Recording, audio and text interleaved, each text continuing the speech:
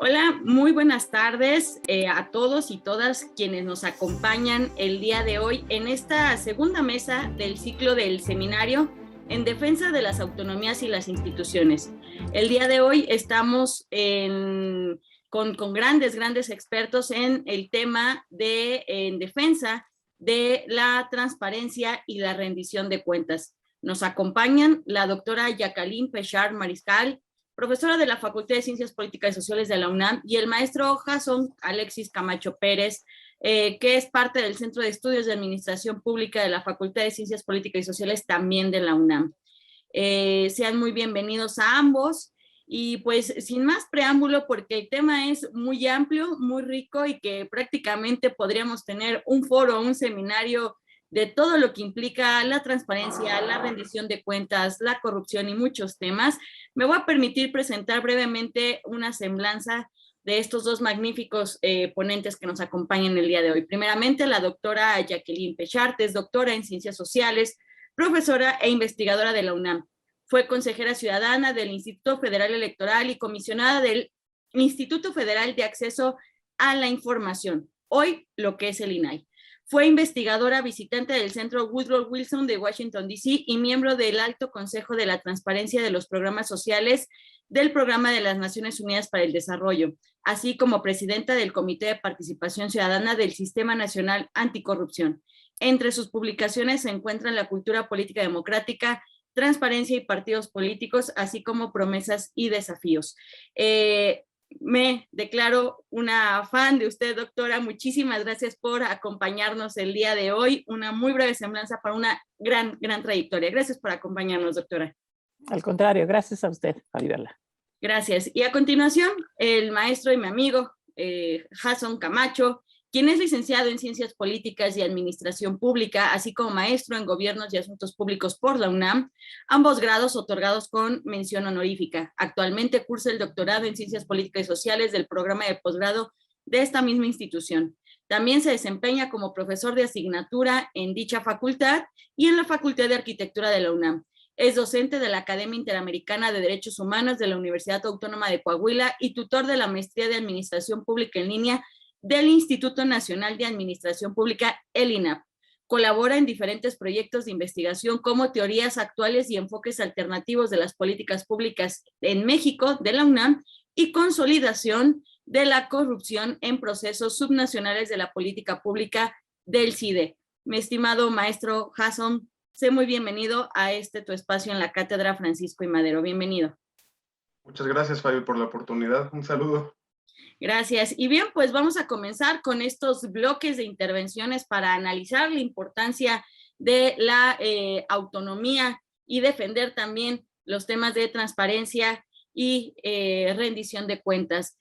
Primeramente, mi estimado maestro Jason, y si nos lo permite la doctora Jacqueline Pechard, ¿qué podríamos entender por corrupción y qué avances hay en el combate a la corrupción en nuestro país? Si es que hay avances, pero también seguramente muchos pendientes que abordar en este tema.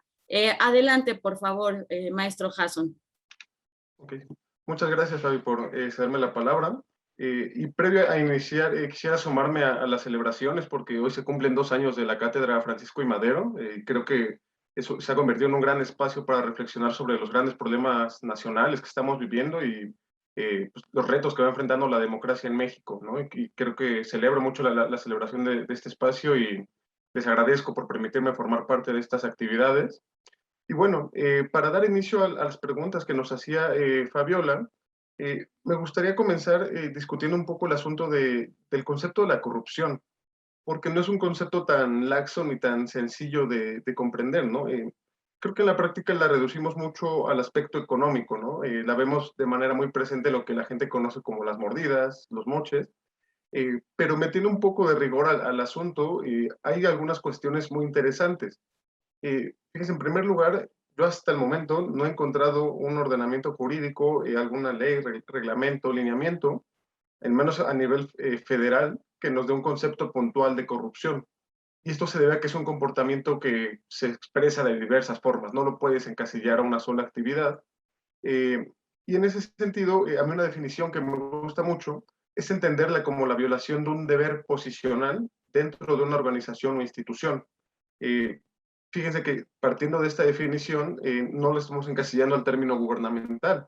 En realidad es que también forma parte del sector privado, el sector social, y es un fenómeno presente a lo largo de varios países. No hay un país que esté libre de este problema de la corrupción.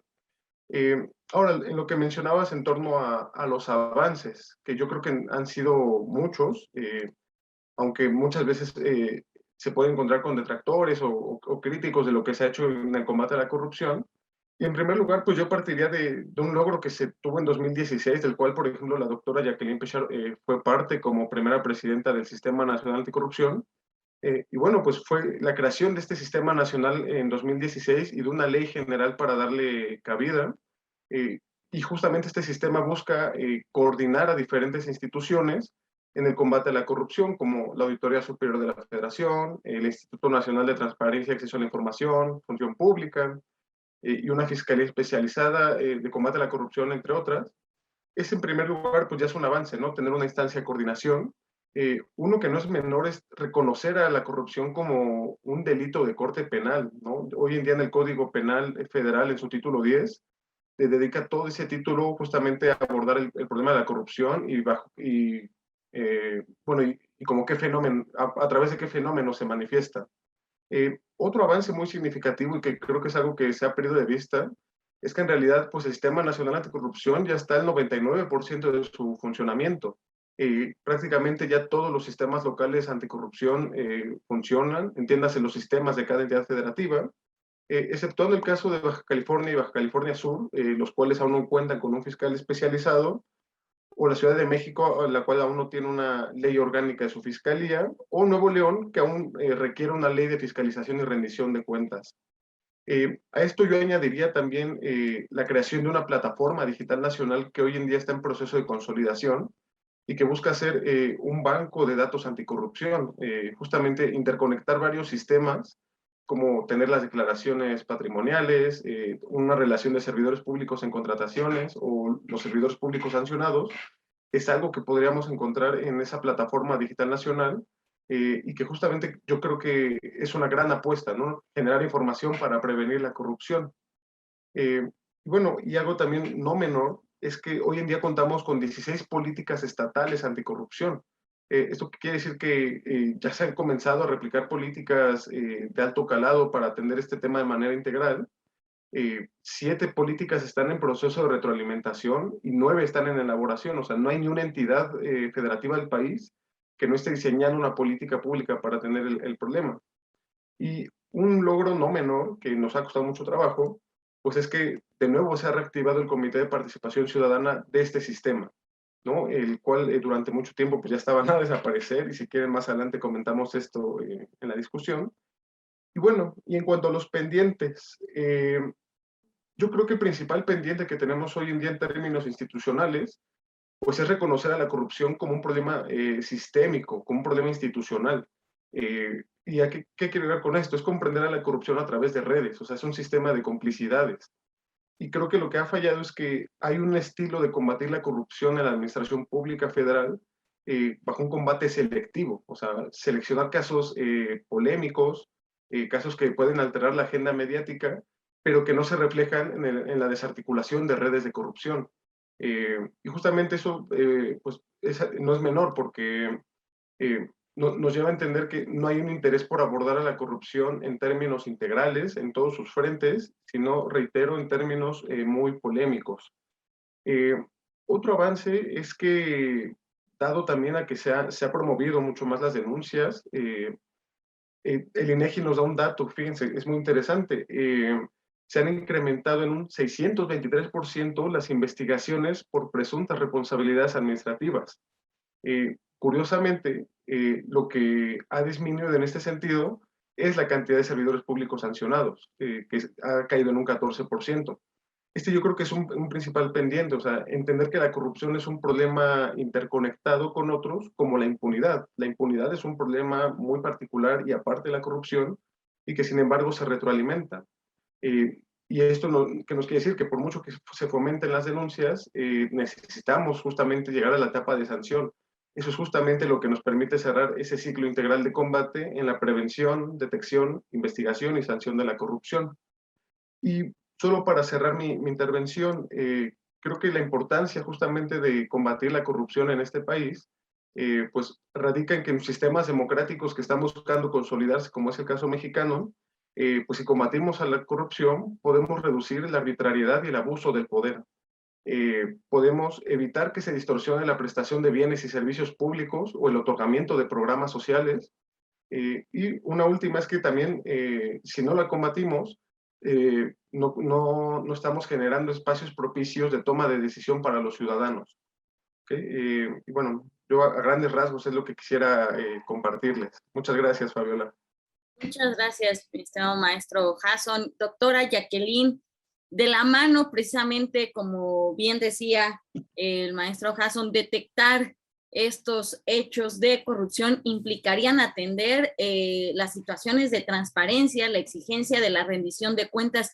¿Cómo debemos entender entonces la transparencia y la rendición de cuentas? ¿Son lo mismo? ¿No son lo mismo? ¿Dónde radica su importancia? Y también por qué son importantes para nuestro sistema democrático la existencia de las instituciones que combatan a la corrupción, como ya nos hacía mención también el maestro Jason. Doctora, por favor, adelante. Muchas gracias y gracias a la Cátedra Francisco I. Madero por esta oportunidad. Me encanta compartir esta mesa con el maestro Jason Camacho. Y pues, bueno, cómo entender la transparencia y la rendición de cuentas, cómo se vinculan y además cómo están, digamos, como en la plataforma básica de lo que es el combate a la corrupción. Bueno, ciertamente la transparencia y la rendición de cuentas, las dos, son rasgos característicos de la gobernabilidad democrática. Es decir, son características fundamentales de una gestión democrática. De hecho, podemos decir sin temor a equivocarnos, y esto lo replican muchos autores, digamos, como Rosan Ballon, como Mark Warren, como autores que han trabajado el tema de la corrupción, de la transparencia, de la rendición de cuentas. Y es que precisamente lo importante es que están comprometidos con hacer que el Estado y los gobiernos estén sujetos al escrutinio tanto de organismos que fiscalizan y controlan el ejercicio de gobierno, y estoy pensando, por ejemplo, la Auditoría Superior de la Federación, que tiene que vigilar el ejercicio de la cuenta pública, siendo la auditoría parte de la Cámara de Diputados. Bueno, pues de esa manera se fiscaliza y se controla el ejercicio de gobierno, sobre todo en lo que tiene que ver con recursos públicos, que es algo que a todos nos importa muchísimo. Nos importa la transparencia de aquel dinero público, porque es el dinero que surge sobre todo de los bolsillos de los contribuyentes. Y entonces, en ese sentido, pues nos importa mucho saber cómo se toman las decisiones sobre en qué se va a gastar, cómo se va a gastar, qué contratos se van a establecer, qué obras públicas se van a decidir construir, etcétera. Entonces, eso tiene que ver con la transparencia y con el ejercicio de recursos públicos. Y la rendición de cuentas va más allá de la transparencia. No se puede entender sin la transparencia de los recursos públicos, sin la transparencia de las decisiones que toman las distintas autoridades, pero va más allá en el sentido de que aborda cuáles son las consecuencias de esas acciones o de esas formas de usar recursos. Entonces, sí, digamos, para hacer una contratación pública, para comprar computadoras para una oficina pública, si lo hacemos por la vía de una contratación directa y no lo hacemos por la vía de una licitación, bueno, pues estamos en lugar de haciendo lo que dice la ley respecto de contrataciones públicas, estamos haciendo la excepción. Y esa excepción implicaría que tiene consecuencias sobre quien toma las decisiones. Entonces, la rendición de cuentas implica poner en el centro la responsabilidad de aquellos que toman las decisiones. Entonces, la transparencia es saber qué decisiones se toman, qué recursos se utilizan, pero la rendición de cuentas es quién se responsabiliza de cómo se toman esas decisiones, quién se responsabiliza de si hay algún tipo de violación a las normas a la hora que se toman esas decisiones. Entonces están hermanadas, van muy una de la mano de la otra, y ciertamente sin transparencia, sin rendición de cuentas, difícilmente vamos a poder aspirar a combatir la corrupción, que a mí me gustó mucho la definición que puso sobre la mesa Jason respecto de la corrupción, porque la corrupción no es solamente pública, pero a mí me gusta mucho una definición que hace Mauricio Merino, que es la corrupción como la apropiación privada de la esfera pública. Y eso quiere decir que se captura la esfera pública, la esfera de la colectividad, la esfera del interés de todos, apropiada por una persona, un grupo de personas, una red, como bien decía Jason, una red de intereses, de apropiarse de eso que debe de ser del beneficio colectivo. Un compromiso de los sistemas democráticos es que existan elecciones libres y competidas, pero no solamente eso, sino que los gobiernos emanados de esas elecciones democráticas se desempeñen de acuerdo con principios democráticos de apego a la legalidad o Estado de Derecho, de división de poderes, de cumplimiento estricto de las normas que han sido adoptadas a partir de procedimientos democráticamente establecidos, pesos y contrapesos para que se evite el abuso del ejercicio del poder. Recordemos que siempre los poderosos tienen una inclinación casi natural a abusar del ejercicio del poder, entonces hay que tener unas formas de blindar, de evitar que esos poderosos puedan efectivamente tomar decisiones y concentren abusivamente el poder, y que en esa concentración abusiva se atropelle el derecho fundamental de los gobernados. Entonces, están muy vinculadas la transparencia con, digamos, con lo que son procedimientos democráticos básicos. Entonces, la transparencia es el piso básico de la rendición de cuentas. Y la rendición de cuentas implica que los entes públicos asuman su responsabilidad, como ya dije. Pero la transparencia y la rendición de cuentas son necesarias para un adecuado ejercicio de gobierno que cumpla con las tareas que tiene encomendadas. Entonces, sabemos que los gobiernos, sabemos que los funcionarios públicos, sabemos que los procesos políticos y los procesos administrativos son tareas que tienen encomendadas los servidores públicos, y normalmente son tareas que los que fueron electos por la vía de elecciones libres y competidas, pues se comprometieron durante las campañas políticas. Entonces son características que contribuyen a que los gobernantes trabajen para erradicar malas prácticas que reproducen los grandes problemas que con transparencia, con rendición de cuentas, se puede atacar. ¿Y cuáles son esos grandes problemas? Pues los problemas que están detrás de la erosión de nuestros sistemas democráticos, no solamente en México, sino yo diría que en América Latina, nuestros sistemas democráticos pasan por un momento de terrible daño, de terrible erosión, y esa erosión tiene que ver con que los gobiernos, aunque hayan surgido de elecciones libres, justas y transparentes y competitivas, pues no han logrado erradicar la pobreza, no han logrado mitigar la enorme desigualdad social que padecemos, tampoco han podido eliminar la inseguridad y la violencia que sobre todo en países como el nuestro enfrentamos.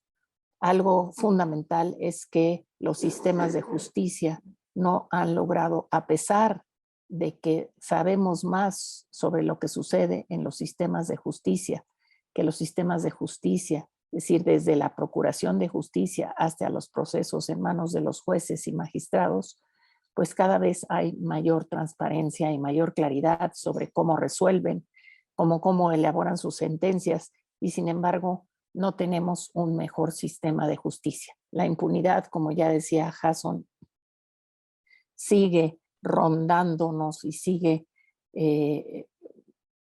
gestándose alrededor de las acciones, no solamente de las entidades gubernamentales, sino de los propios sistemas de procuración de justicia.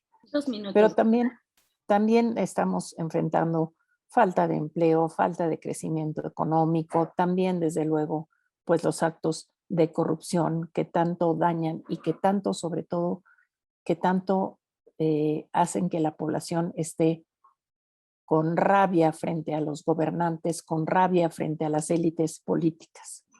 Entonces, pues la transparencia y la rendición de cuentas lo que sirven es para fortalecer la democracia, y de ahí la necesidad de que insistamos en que no es suficiente tener una buena ley de transparencia o buenos procedimientos de rendición de cuentas en donde sabemos quiénes son las entidades encargadas del ejercicio de los distintos aspectos o de los distintos ángulos de la rendición de cuentas, sino que es importante que estas entren en práctica, que se traduzcan en una práctica social efectiva, para que entonces efectivamente podamos nosotros avanzar hacia una sociedad en donde los gobiernos y los entes públicos rindan mejores cuentas a la ciudadanía como una forma para poder enfrentar los grandes males que aquejan a nuestras frágiles democracias.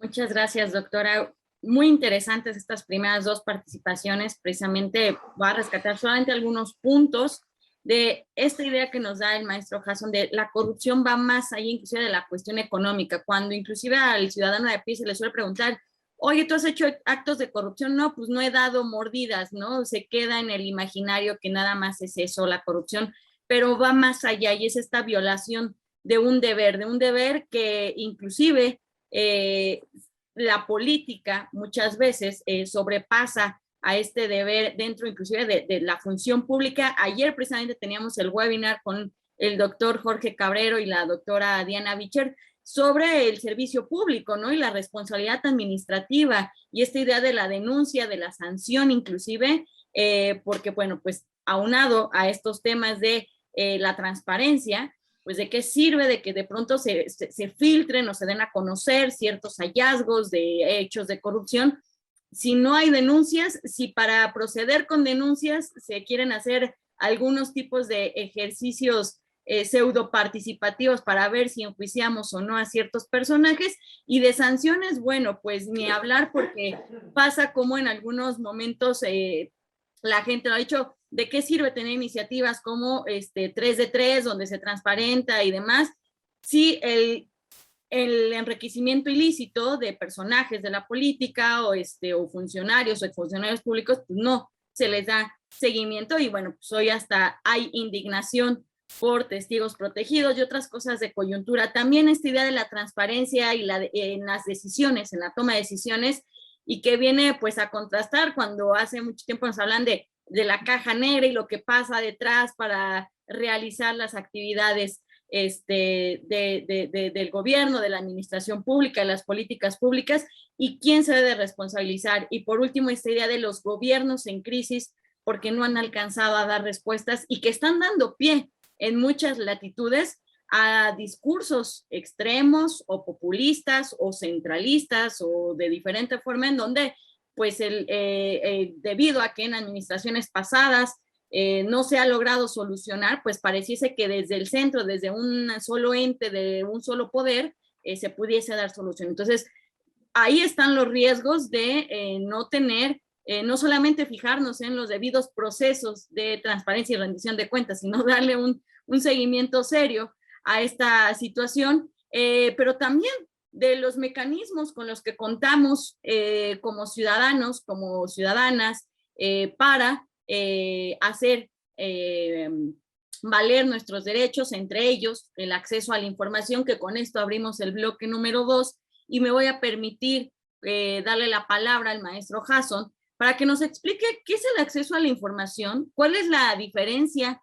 entre tener derecho a la información, ¿no? Y solamente el puro hecho de la transparencia que otorgan las instituciones, por ejemplo, y también si a su consideración, en México usted, maestro, cree que tenemos un buen mecanismo de acceso a la información. Si no, ¿por qué? Adelante, por favor. Muchas gracias, Fabi. Y previo a comenzar a tratar de responder esas preguntas, y solo quisiera complementar, me gustó mucho la intervención de la doctora Jacqueline Pechar, porque con lo que cerraba al final, ¿no? O sea, creo que lo que nos está afectando en términos democráticos es, y eso corrobora la tesis de Levitsky y Ziblatt, ¿no? Los autores de cómo muere la democracia, en términos de que la democracia está muriendo por sí misma. O sea, las propias instituciones, aun cuando son electas, eh, digo, las autoridades, aun cuando son electas, estamos viendo que hay gente que desconoce el funcionamiento de la democracia o no busca hacer valer sus principios y valores en la vida cotidiana, ¿no? En estas sociedades. Y bueno, considerando esto y estos retos que estamos enfrentando, sin duda el acceso a la información, yo creo que es uno de los principales logros de un sistema democrático. Y con esto quiero partir, por ejemplo, nos preguntas, o sea, ¿cuál es la diferencia entre el acceso a la información y, por otra parte, tener el derecho, ¿no? O sea, el acceso se refiere a todo ese conjunto de medios e instrumentos que nos permiten obtener, conocer y utilizar la información que en principio está en posesión del gobierno. Hay una diferencia, ¿no?, entre el acceso a la información y la transparencia. Mientras que la transparencia se refiere a prácticamente esa obligación que por términos legales el gobierno tendría que publicitar la información, y siempre la parte más visible son los portales de transparencia, de obligaciones de transparencia, cuando uno busca directorios o remuneraciones, pues es información que en principio debemos tener a la mano, ¿no? Y ahí es cuando vemos la transparencia. No así el acceso a la información, que el acceso a la información ya se refiere a la oportunidad que tienen los ciudadanos de poder solicitar esa información al gobierno e incluso solicitar cuestiones muy puntuales, ¿no? Sobre funcionamientos, pensemos organigramas, sobre decisiones. Y es ahí en donde podemos encontrar la diferencia. Mientras es una obligación que tiene que estar presente en todo momento, el acceso a la información pues ya se refiere al derecho que ocupan las personas. Ahora, cuando lo entendemos como un derecho, se refiere sobre todo a que es un derecho humano. Lo encontramos en la parte dogmática de la Constitución, en el artículo sexto. ¿Y esto qué quiere decir? Que en principio la información no es propiedad del gobierno. El gobierno la administra, el gobierno la archiva, la almacena, pero en realidad los que son dueños de la información pues somos los ciudadanos. El detalle ahí está en que nosotros delegamos la responsabilidad de la información al gobierno y es por eso que al gobierno le pedimos esa información. Ahí es donde está el principio de que sea un derecho humano. Ahora, en cuanto a que si tenemos un buen o mal mecanismo de acceso a la información, pues yo diría que tenemos un sistema perfectible, ¿no? Creo que ha habido grandes avances. Por ejemplo, pensemos en la Plataforma Nacional de Transparencia, o sea, que es esa plataforma a través de la cual cualquiera puede acceder y solicitar información a cualquier orden de gobierno o poder. Pero cuando me refiero a que es perfectible, quisiera mencionar al menos dos aspectos que fueron muy visibles el año pasado en el proceso de designación bueno, en el cambio de comisionados en el Instituto Nacional de Transparencia. Y uno, en primer lugar, que fue algo que afectó el COVID y que no solo le pegó a la transparencia, sino casi cualquier aspecto de gobierno, pues fue entrever que hay una debilidad en términos de digitalización y apertura de la información. Y esto, ustedes recordarán que en abril, debido ¿cómo decirlo?, a la irrupción del COVID en la vida pública, pues el INAI prácticamente detuvo actividades durante 2 semanas, ¿no? O sea, eso fue grave. O sea, pensemos que un derecho humano se detiene 2 semanas, no es algo menor.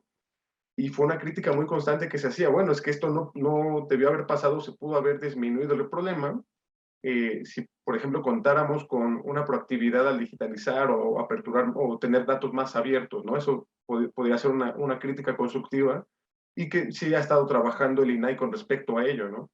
Y otro aspecto que no es menor y creo que a veces también se ha obviado, pues es la información justamente para sectores desfavorecidos, ¿no? Pensemos en un sector desfavorecido históricamente como las comunidades indígenas o las personas con discapacidad, pues ¿cómo hacemos llegar la información a ellos? Ponían el caso de que en municipios muy alejados, todavía con entornos rurales, en los que incluso se hace uso de lenguas indígenas, ¿cómo traduces la información para que sea de acceso a todos, ¿no? O que mucha gente tenía que ir hasta los estrados de su cabecera municipal para conocer esa información. Y aquí se cumple un poco de lo que nos mencionaba la doctora Pechar, ¿no? en términos de que un buen diseño en principio no significa una buena implementación.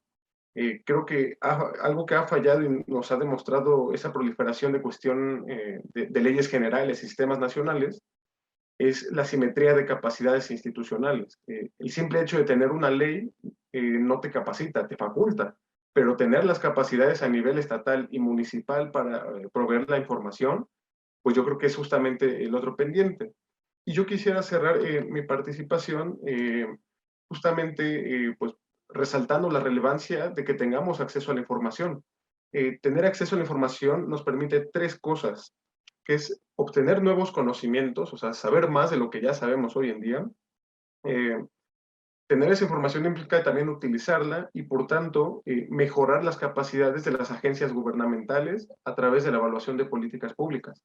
Si nosotros tenemos la información, podemos utilizarla y de esa forma nos lleva al tercer punto, que es detonar la rendición de cuentas.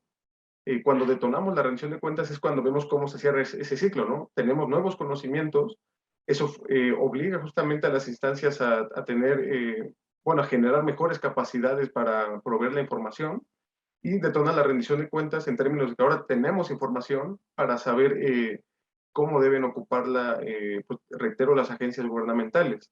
Algo que hemos detectado en proyectos de investigación gestados también en la UNAM es que, sobre todo a nivel local, en lo que se refiere a entidades, las entidades que han generado mejores esquemas o instrumentos o mecanismos para proveer la información son aquellas donde la ciudadanía tiende a ser más activa. O sea, en la medida que la ciudadanía demanda más información, literalmente requiere más, es lo que ha orillado a muchas instituciones a generar mejores esquemas de transparencia y acceso, ¿no? O sea, si hay, parece haber una correlación positiva, ¿no? A mayor participación ciudadana y demanda de información, parece que pueden mejorar los sistemas de información. Y bueno, pues es cuanto. Muchas gracias, Fabi. Muchísimas gracias, maestro Jason. Doctora Jacqueline, además con todo su expertise que tiene en esta materia, ¿por qué debería de estar en la agenda de nuestro país, en la agenda pública, en la opinión pública, el acceso a la información? ¿Qué pendientes aún quedan en esta materia y qué relevancia tendría para la ciudadanía, aunque ya nos explicaba un poco el maestro Jason, el acceso al derecho a la información y que la ciudadanía lo haga valer? Adelante, por favor, doctora. Tiene su micrófono apagado, doctora. Perdón. No se preocupe, gracias. El acceso a la información como un derecho humano fundamental, que está no solamente reconocido en nuestra Constitución, sino en los pactos y en los convenios que nuestro país ha firmado en la región americana, en el sistema de derechos humanos de todas las Américas. Bueno, ciertamente se ha ganado un lugar en la agenda. ¿Y por qué se lo ha ganado? Pues se lo ha ganado justamente por las bondades que tiene la transparencia, por lo que ofrece, por los beneficios que ofrece la transparencia, no solamente para el adecuado ejercicio de la gestión pública, es decir, para que se puedan tomar decisiones aprovechando la documentación que está bien ordenada. El acceso a la información requiere de archivos bien ordenados y eso se nos olvida. Por eso es que la Ley de Acceso a la Información ha corrido de la mano de la Ley General de Archivos, porque sin archivos públicos bien ordenados con base a ciertos principios de cómo se depuran los archivos, cómo se resguardan, cómo se ordenan, cómo se organizan, difícilmente podemos acceder a la información. Pero hoy lo que vemos es que cada vez que se genera una nueva legislación o un nuevo proyecto de ley o una nueva política pública, un programa de gobierno, siempre se invoca la transparencia, la rendición de cuentas y el acceso a la información como ejes fundamentales de esas políticas públicas. Es decir, ya se ganó terreno para la transparencia y la rendición de cuentas. Son asuntos que están reconocidos como legítimos dentro de la forma como deben de organizarse y como deben de trabajar los órganos gubernamentales y los órganos estatales. la transparencia, la rendición de cuentas, el acceso a la información le dan legitimidad a la forma como actúan los órganos de gobierno. Y esto obviamente que está relacionado con una gestión democrática. En los 20 años de legislación en materia de transparencia y acceso a la información, esos 20 años han servido para que se socialice el derecho, para que muchos grupos sociales, como ya decía Jason, como periodistas de investigación, organizaciones de la sociedad civil, académicos e incluso empresarios y los propios servidores públicos, tengan en su radar la necesidad de acceder a documentos para no tener información que no está claramente documentada. Parte de la transparencia es la exigencia de que las decisiones que toman los gobiernos tienen que estar respaldadas por documentos, para que cuando alguien le pide a alguna agencia gubernamental cómo se tomó la decisión sobre una política educativa de escuela segura o de escuela de tiempo completo o de lo que ustedes quieran, bueno, pues esta se tomó con base en tales documentos y esos documentos están ahí para dar cuenta de cómo se toman las decisiones. Entonces, los propios servidores públicos con la documentación que tienen que resguardar como parte de las obligaciones de la transparencia es que pueden tomar mejores decisiones porque saben qué se hizo en el pasado, saben qué tipo de errores se cometieron, pero también saben qué tipo de aciertos se tuvieron. Y entonces esto permite que al elaborar nuevas políticas en las oficinas de gobierno, pues se pueda mejorar el proceso de toma de decisiones. Entonces, con la información en la mano, no solamente tenemos mejores posibilidades de que se tomen decisiones bien documentadas, bien asentadas en información contundente, en información real, sino que también el ciudadano puede conocer cuáles son los mecanismos que él puede tener para acceder, no solamente para saber qué están haciendo los gobiernos o para saber en qué están gastando, sino para acceder a servicios, a trámites, para poder tener mejores condiciones de aprovechar becas, aprovechar todo tipo de beneficios que ofrecen las distintas dependencias gubernamentales. Entonces, sabemos bien que las estadísticas de solicitudes de información, lo que más le interesa a la población es la manera como se utilizan los dineros públicos. Es decir, siempre detrás de la transparencia, aquí y en todas partes del mundo, una de las cuestiones que más interesan es saber a dónde van los dineros públicos, porque esos dineros vienen fundamentalmente de los bolsillos de los contribuyentes. Y entonces, para desarrollar las distintas obras o las distintas políticas en salud, en educación, en seguridad pública, en vivienda, en transporte, etcétera, es importante tener esa información. Entonces, por eso es que la ciudadanía se beneficia de la información pública. Pero el solo hecho de que el acceso a la información sea un derecho humano fundamental establecido en nuestra Constitución, pero también en los tratados internacionales, por ese solo hecho debía de cumplirse a cabalidad. Pero además porque tiene consecuencias positivas para el escrutinio ciudadano sobre la información pública, porque ayuda a fortalecer la confianza de la población en las autoridades. ¿Y para qué queremos que los ciudadanos confíen en las autoridades? ¿De qué les sirve a la autoridad que los ciudadanos confíen? Pues porque es una manera como pueden mejor colaborar en lugar de tratar de obstaculizar o ir en contra de las decisiones y esto puede, de las decisiones de las autoridades públicas, y esto puede fomentar la gobernabilidad. De ahí que entonces la violación a ciertos principios, bases o mecanismos de la transparencia y el acceso a la información sea también una vulneración a los derechos humanos fundamentales, ni más ni menos. Es decir, el incumplimiento del acceso a la información, que es un derecho humano fundamental, es una violación clara a un derecho humano consagrado constitucional y también por los tratados internacionales.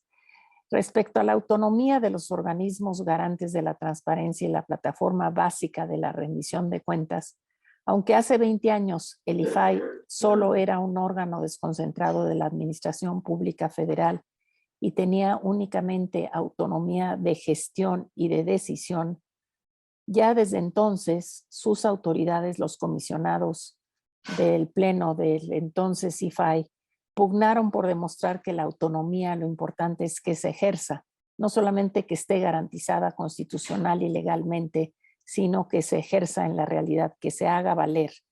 Y solo así, aunque en ese momento la autonomía del IFAI era solamente una autonomía para los propios organismos y órganos de la Administración Pública Federal, porque otros poderes y organismos autónomos tenían márgenes de maniobra para interpretar la ley de transparencia, bueno, de todas maneras se fue instalando como una suerte de vocación de autonomía. Yo diría que la transparencia y el acceso a la información en México han tenido una vocación de autonomía y esa vocación hizo que la siguiente reforma constitucional le diera autonomía constitucional al acceso a la información y la subsecuente reforma constitucional le diera autonomía al IFAI y se convirtiera en una autoridad nacional y se llamara Instituto Nacional de Transparencia y Acceso a la Información.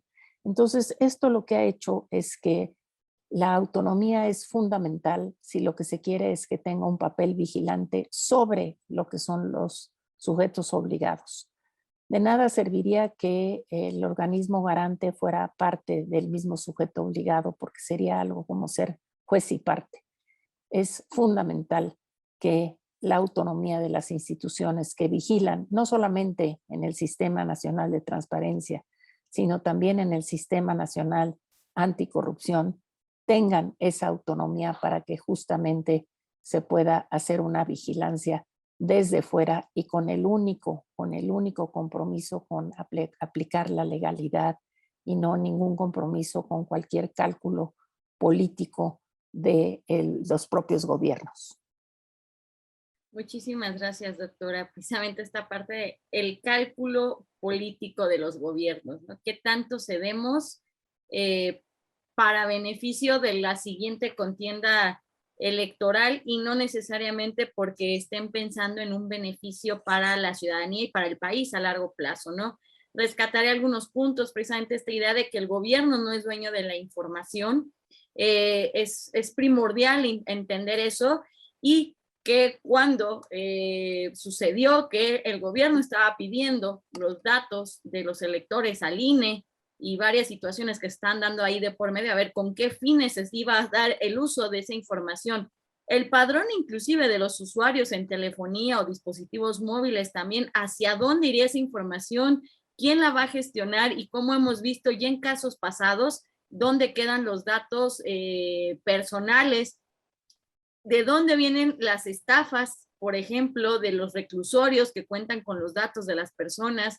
Entonces, ese tipo de filtraciones es sumamente importante considerar en manos de quién y cómo se clasifica la información y por qué justamente no puede ser el gobierno a través de sus secretarías, se necesitan órganos autónomos, como es el caso del INAI, que puedan garantizar la imparcialidad, en este caso, la protección de los datos personales de los usuarios, ¿no? Pero también es importante, otra de las cuestiones que ustedes nos comentaban, el uso de las nuevas tecnologías, lo que nos comenta el maestro Jason, de cómo se detuvo el INAI, al igual que muchas otras instituciones, ¿no? Hasta las mismas de salud, porque tenemos un serio retraso o rezago tecnológico por temas de presupuesto, tenemos problemas de analfabetismo digital ante los funcionarios, y es que pensamos que la ley precisamente ya capacita, cuando no solamente faculta. Se promulga la ley y se dice, bueno, pues ya mañana, a partir de mañana, todo el mundo sabe dar acceso a la información y todas las instituciones ya están como por obra de magia, ¿no? Por arte de magia. Y en la medida en que la ciudadanía tenga más participación, mejoran las instituciones, una excelente reflexión y nos podrían ir guiando a inclusive esta idea de este concepto no ya tan nuevo, pero que habla o implica el tema de la gobernanza, en donde también parte de la iniciativa privada, pero la ciudadanía o las organizaciones de la sociedad civil le pueden exigir al gobierno la rendición de cuentas y hacer el combate a la corrupción, porque al poder hay que cuestionarlo, a los gobiernos hay que exigirles. Y muy interesante, doctora, esta situación de la Ley General del Archivo, la idea de los archivos bien ordenados, pero también hoy en día, uniendo con este tema de las tecnologías, los medios por los cuales están a disposición de las personas, la calidad inclusive de la información, y la oportunidad de la misma. Hemos visto cómo hay instituciones como, a decirlo así, el Senado de la República hace algunos años, decía, bueno, fuimos de las instituciones que contestó todas sus solicitudes de transparencia y la estrellita y demás.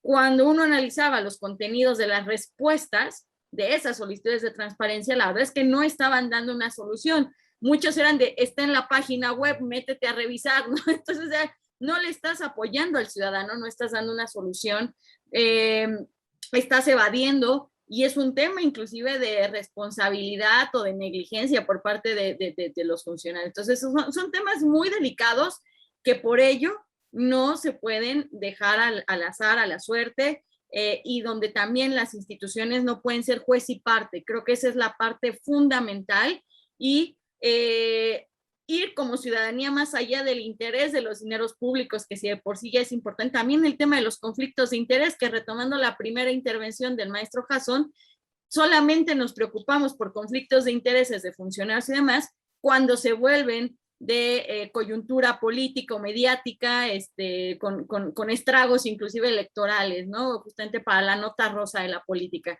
Pero de ahí en fuera, no sabemos qué intereses hay de por medio, y también sería parte de hacer ejercicio de este acceso a la información. Muchísimas gracias a ambos, y vamos a proceder justamente a este bloque número 3, en donde les pregunto qué implicaría de manera positiva o negativa para la democracia la destrucción o subordinación de los órganos constitucionales autónomos, en este caso en materias de derecho de información, de transparencia y rendición de cuentas. Adelante, por favor, maestro Jason, si gustamos retomar el mismo orden con el que empezamos.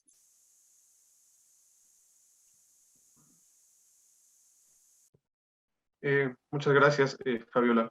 Esa no es una pregunta que podamos tomar tan a la ligera, ¿no? O sea, ¿qué implicaría positiva y negativamente? Pues yo en principio no le veo ni un panorama de positividad a su desaparición, ni a su reducción, ¿no? Eso es importante, aun cuando no se desaparecen, la reducción de los mismos tampoco es algo deseable, porque eso implica que no puedan generar los servicios o proveer los derechos para los que fueron diseñados, ¿no?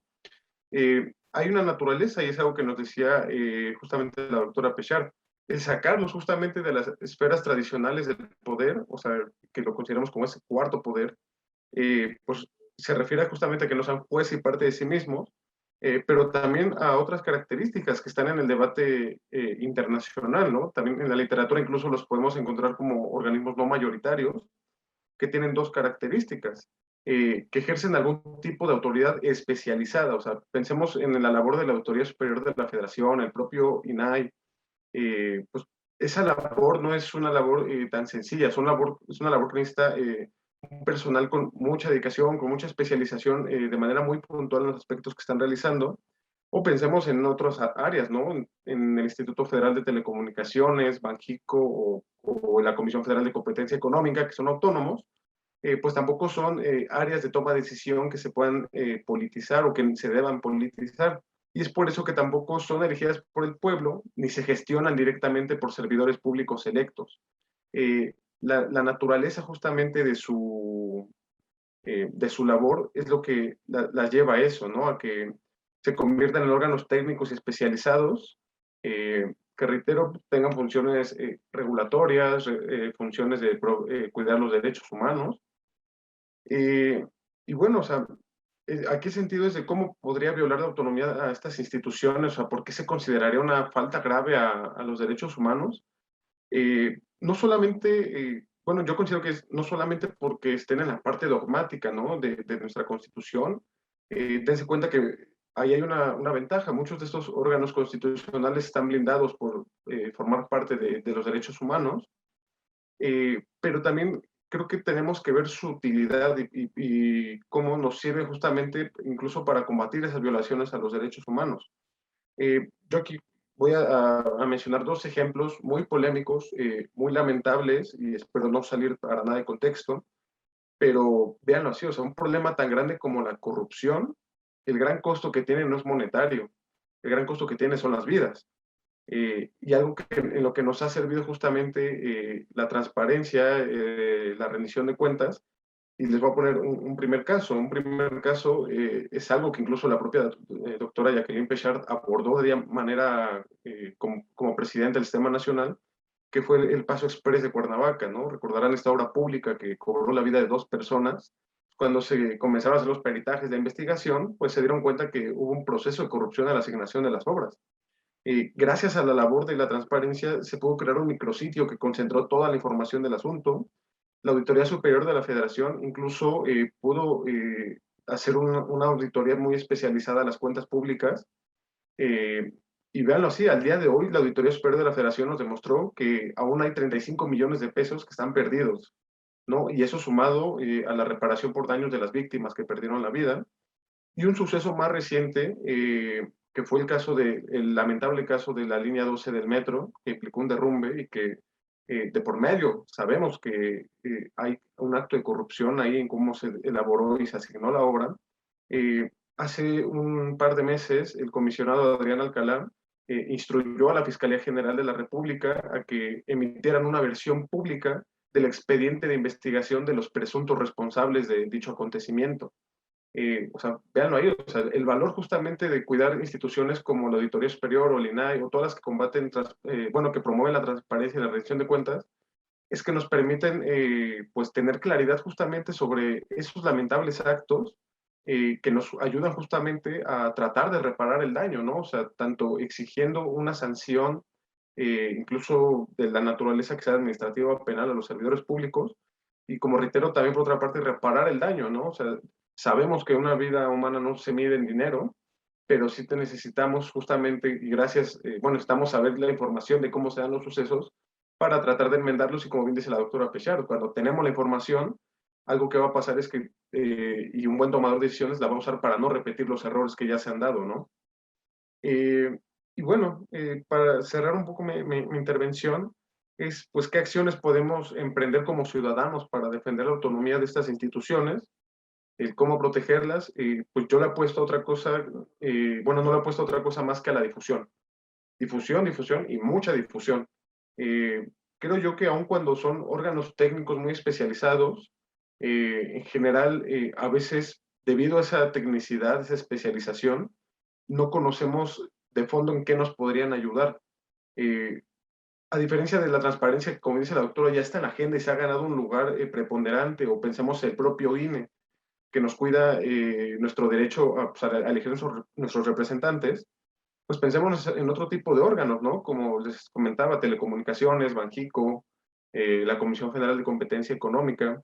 Y ahí hay aspectos de alta tecnicidad que pues no puedes conocer de manera tan sencilla. Entonces, creo que algo que tienen que promover más los órganos constitucionales autónomos, justamente para blindarse, para que los ciudadanos los protejamos, pues una es conocer de manera más cerca y amigable su trabajo, y que justamente esa difusión venga en un lenguaje ciudadano. O sea, cuando nosotros sabemos que gracias al INE tenemos ese derecho protegido de poder elegir a sus representantes, al INAI de acceder a nuestra información, o a través de la Auditoría Superior de la Federación saber en qué se está gastando el dinero y el erario público, pues cuando podemos ver todo eso, y les reitero, en términos muy sencillos para los ciudadanos, creo que es ahí como podemos ayudar justamente a cuidar su labor, porque de lo contrario se caería en el error que yo sí considero que se está cometiendo en el Ejecutivo Federal en la Administración Pública, que pues es confundir justamente la labor de estos organismos, ¿no?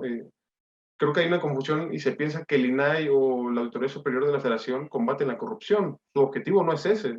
La Auditoría Superior de la Federación busca fiscalizar y auditar la cuenta pública. El INAI busca combatir la opacidad. Que dentro de sus procesos pueden incidir al combate a la corrupción, pues sí, claramente inciden, pero no es su objetivo como políticas públicas.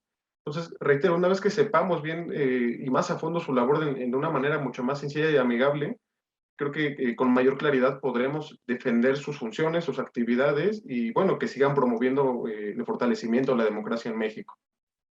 Hasta aquí mi intervención. Muchas gracias, Fabi.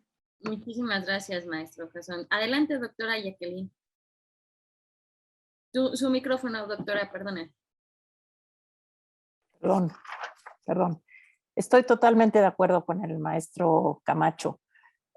Ciertamente no habría ningún tipo de elemento positivo en una regresión clara que implicaría la subordinación de organismos constitucionales autónomos, que fue un proceso de deliberación muy grande para ver de qué manera instituciones que pertenecían al Ejecutivo Federal cobraron autonomía justamente por el tipo de funciones que tenían encomendadas. Y esas funciones tenían que ver con una vigilancia, con un control sobre los propios asuntos del Ejecutivo Federal. Entonces se ganó la discusión y en esa discusión quedó claro que la autonomía constitucional es una fuerza que permite que se pueda desarrollar los trabajos que tienen encomendados los organismos constitucionales autónomos. Hoy difícilmente podríamos entender a la Secretaría de Gobernación organizando elecciones que fueran vigiladas, que fueran realmente elecciones competidas, libres, que no tuvieran ningún tipo de vinculación con el interés del partido en el gobierno. Entonces, y lo mismo sucede con el acceso a la información. Difícilmente podríamos nosotros pensar en una organización, en un organismo como el INAI, que pudiera no solamente vigilar que se dé la información, sino obligar a las instituciones a dar la información siendo parte del mismo gobierno. Entonces no hay ningún tipo de implicación positiva en una destrucción de organismos constitucionales autónomos en materia de información y de transparencia. Un INAI sin autonomía sería una falacia, porque el encargado de garantizar la transparencia sería directamente el gobierno mismo. Entonces, esto es ser juez y parte, como ya lo dijimos hasta el cansancio, y esto es algo que pues, es un contrasentido. Ahora, la manera como la ciudadanía puede defender la autonomía de los organismos garantes es ciertamente activándose, es ciertamente buscando la información, es ciertamente no solamente buscando la información, sino utilizando la información, aprovechando la información que está en los sitios de Internet de los sujetos obligados, recurriendo al INAI cuando los sujetos obligados recurren a trampas para negar la información, cómo declarar la inexistencia de la información para retrasar el tiempo en que un ciudadano recibe la información. Entonces, ciertamente la manera mediante la cual los ciudadanos podemos defender a los organismos constitucionales autónomos es ejerciendo nuestro derecho como ciudadanos en los distintos campos, en el campo electoral o en el campo de las telecomunicaciones o en el campo de la transparencia y el acceso a la información. Pero yo creo que una de las cuestiones que es fundamental es que los ciudadanos tenemos que seguirle elevando el nivel de exigencia a los organismos constitucionales autónomos. No es que ya ganaron autonomía, ya aprobaron que saben organizar elecciones libres y justas, sino que ahora tienen que avanzar en organizar esas elecciones libres, justas, competidas, pero con menos recursos públicos, aprovechando las capacidades institucionales establecidas, y lo mismo sucede con el INAI. Yo creo que los ciudadanos tenemos que exigirle al INAI que a lo largo de sus casi 20 años de vida, casi en 2013 va a cumplir los 20 años, bueno, pues que el INAI pueda hacer políticas públicas en materia de transparencia, hacer planes de transparencia que puedan hacer que los distintos poblaciones, los distintos sectores sociales puedan acceder a la información sin tener que estar haciendo solicitudes de información, esperando 20 días a ver si le dan las respuestas, sino emitiendo políticas públicas que hagan que el dato, que hagan que el documento esté mucho más accesible a la población y sobre todo que se cumpla con esa gran promesa de la transparencia. La gran promesa de la transparencia no es solamente saber y conocer la información, sino que la información sea útil a la ciudadanía, que le sirva para algo.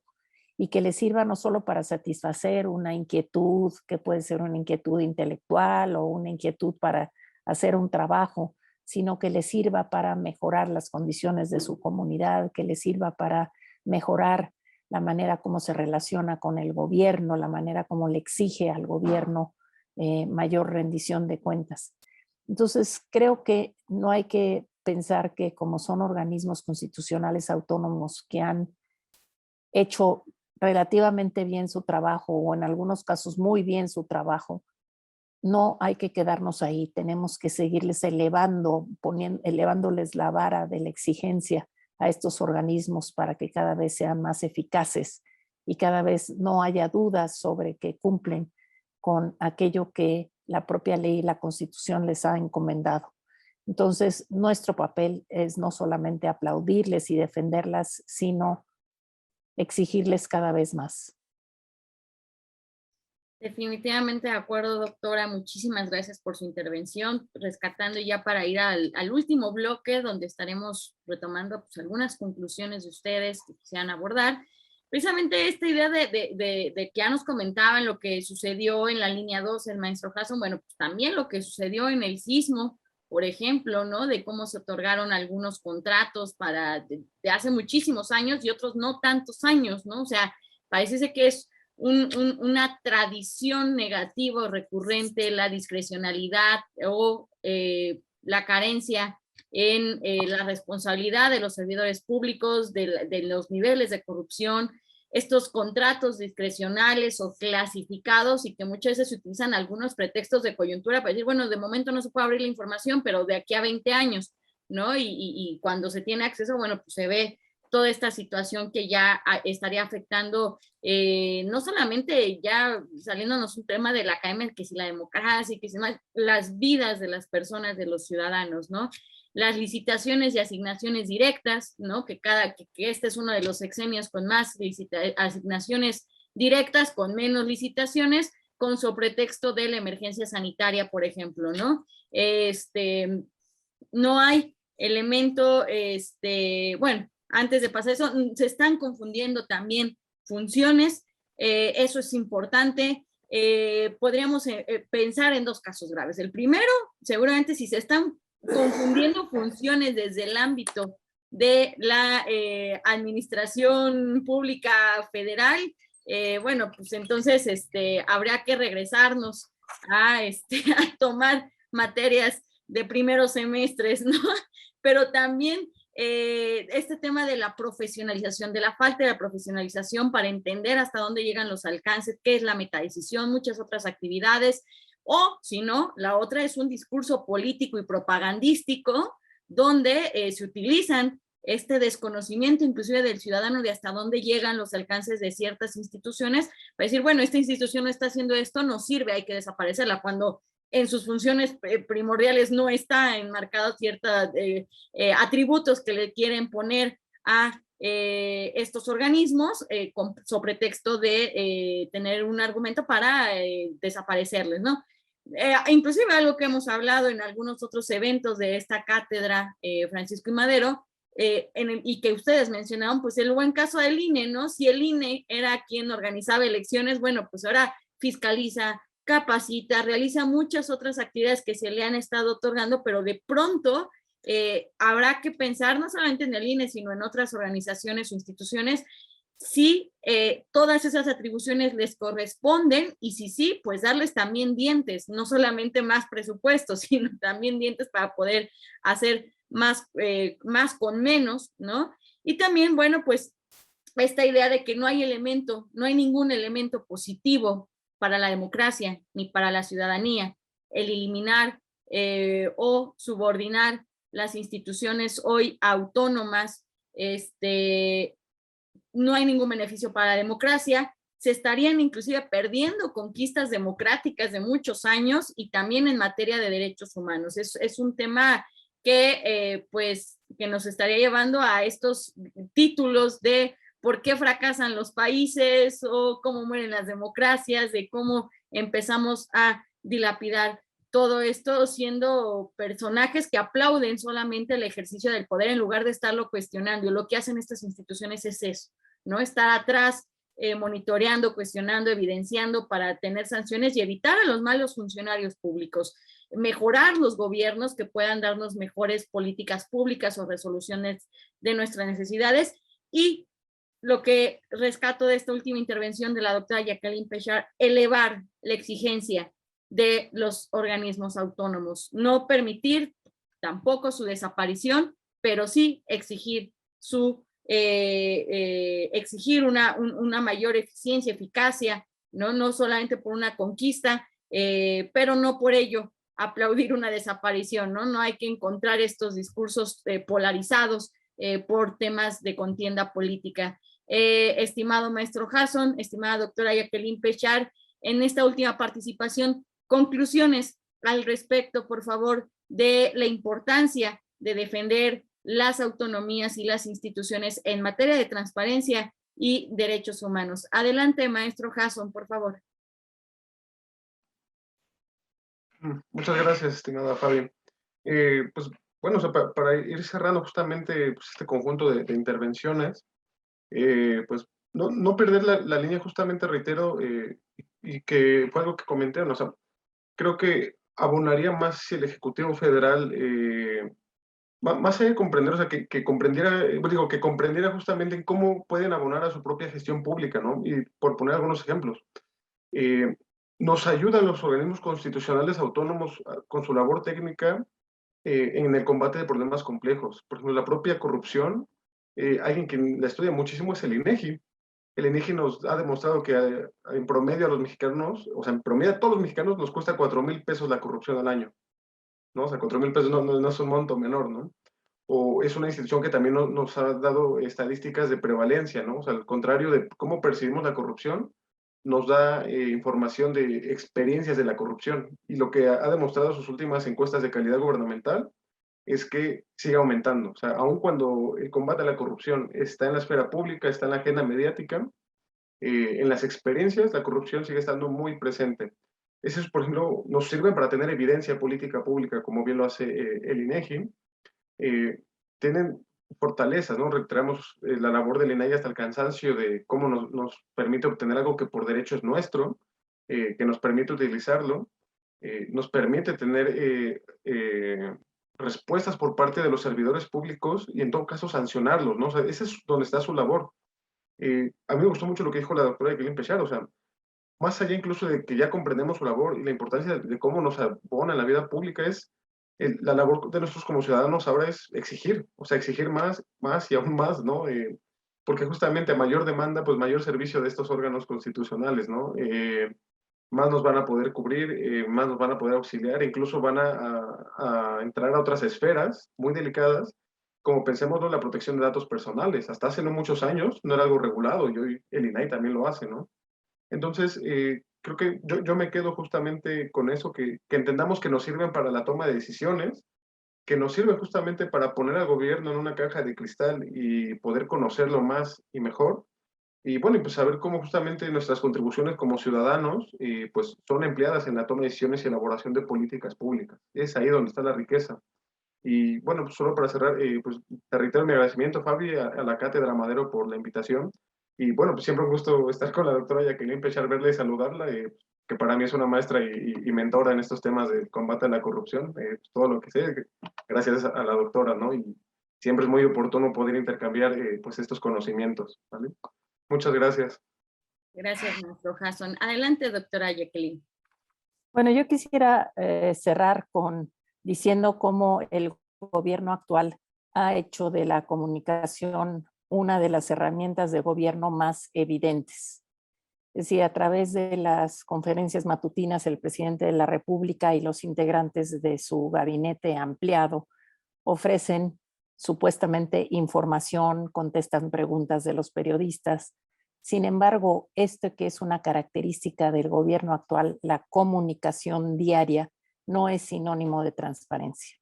No quiere decir que por ser un gobierno que comunica todos los días, que habla a los ciudadanos, es decir, a todos los ciudadanos por las redes de los distintos medios de comunicación, desde luego todos los medios de comunicación pública, bueno, y que contesten preguntas, no es lo mismo que transparencia. Para que fuera transparente, lo que dice en el espacio de las conferencias matutinas tendría que tener un respaldo documental probado y probable. Y eso es algo que no existe. Es decir, con mucha frecuencia se pregunta, ¿qué pasa? Quiero saber dónde está la documentación a la que se refirió el presidente, y se dice, no, pues nadie sabe dónde está esa documentación. Incluso hay veces que se presentan gráficas con datos en las conferencias matutinas, y mañaneras es el término que se usa coloquialmente, pero pues esos han sido digamos, denunciadas por organizaciones civiles como SPIN. SPIN es un taller de comunicación política que ha encontrado la desinformación de las conferencias matutinas. Causa en Común, que es otra organización de la sociedad civil, encontró información falsa sobre seguridad pública.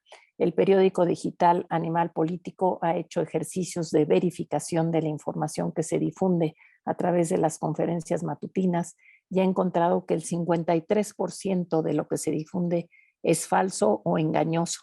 Es decir, lo que se difunde carece de un respaldo documental en los propios archivos de las oficinas de gobierno. Y esto es a través de los ejercicios de verificación que han hecho.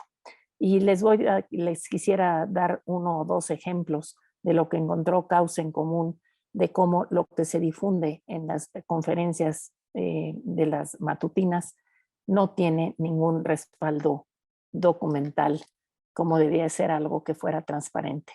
Por ejemplo, en julio de 2020, la CEGOV en una conferencia matutina informó que el Programa Integral para la Prevención de Feminicidios se habían capacitado a 482 policías estatales y municipales. A la hora que se le preguntó a la Secretaría de Seguridad Pública y Ciudadana, respondió que no había realizado ninguna capacitación. Entonces, se había dicho que se habían capacitado a policías estatales y municipales y no era cierto. Esto no tenía ningún tipo de documentación. El presidente también afirmó en junio de 2020 que se habían construido cuarteles de la Guardia Nacional en 5 entidades, incluida Guanajuato. Se le preguntó a la Guardia Nacional que si tenía considerado construir un cuartel en Guanajuato y dijo que no tenía considerado construir un cuartel en Guanajuato. En febrero de 2020, Ebrard, en una conferencia matutina, dijo que 893 funcionarios del Instituto Nacional de Migración habían sido separados de su cargo por abusos a migrantes. Estos son temas muy, muy delicados, ¿no? Entonces, hablar de que se habían destituido, separado de su cargo 893 funcionarios, pues era un dato muy importante. Cuando se le preguntó al INAMI que se dijera a cuántos servidores había inhabilitado o había destituido, dijo que solamente a 2 entre 2018 y 2020.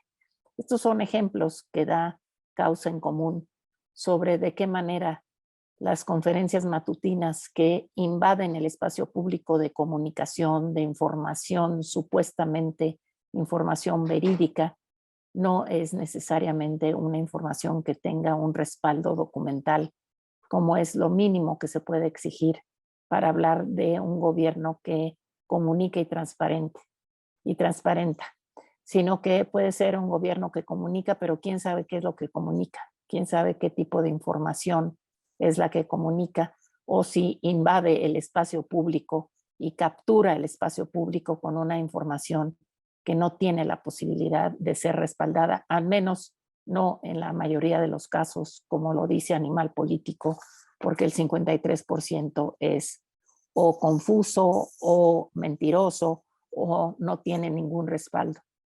Para esto sirve la acción de la ciudadanía, para identificar en dónde están las grandes fallas de la comunicación política de nuestros gobiernos, concretamente de nuestro gobierno federal, que ha hecho de la bandera de la comunicación una bandera central de su gobierno. Muchas gracias.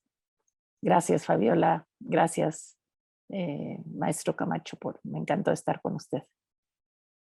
Muchísimas gracias, doctora Jacqueline Pechart. Esta última reflexión y estos últimos datos abrumadores ¿no? De entrada el respaldo documental contra los otros datos. Yo tengo otros datos, gráficas sin datos que correspondan, ya no solamente con el seguimiento de las organizaciones de la sociedad civil, se vio en varios momentos durante los puntos más fuertes de la pandemia, cómo inclusive entre los diferentes órdenes de gobierno no coincidían los datos de lo registrado. El gobierno presentaba 100 y los estatales presentaban 200, 300.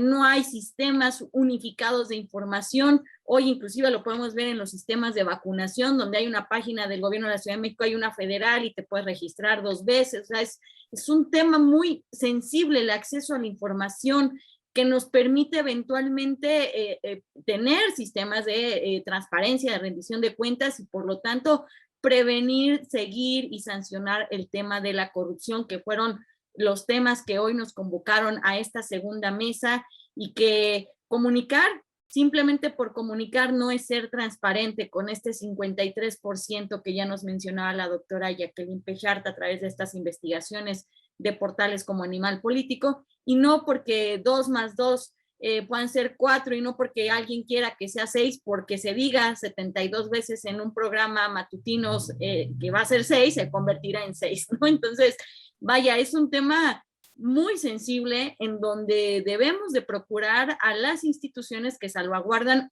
nuestros derechos humanos, nuestros logros o conquistas democráticas, y que yo de verdad les agradezco muchísimo a ambos por acompañarnos el día de hoy.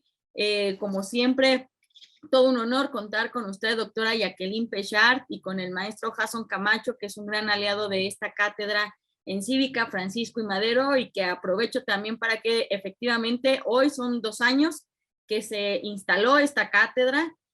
Antes de la pandemia en Rectoría estuvimos ahí presentes, así que agradecemos mucho las felicitaciones de todo el público y de todos los académicos que nos los han estado haciendo llegar durante el día de ayer, hoy, que seguiremos durante todo este fin de semana. De hecho, el día de mañana, 10 de la mañana, tenemos una mesa conmemorativa al respecto de los alcances y logros y hacia dónde va la cátedra en Cívica Francisco y Madero.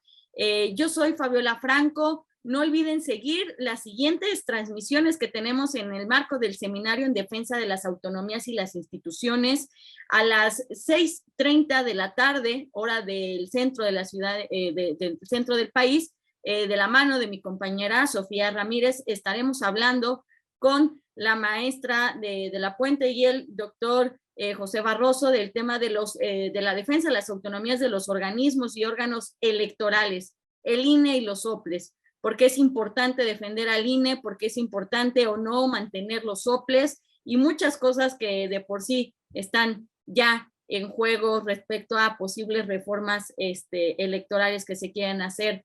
Muchísimas gracias una vez a ambos, gracias a todos los que nos siguen y nos vemos 6:30 de la tarde. Muchísimas gracias, que pasen muy buena tarde. Hasta luego.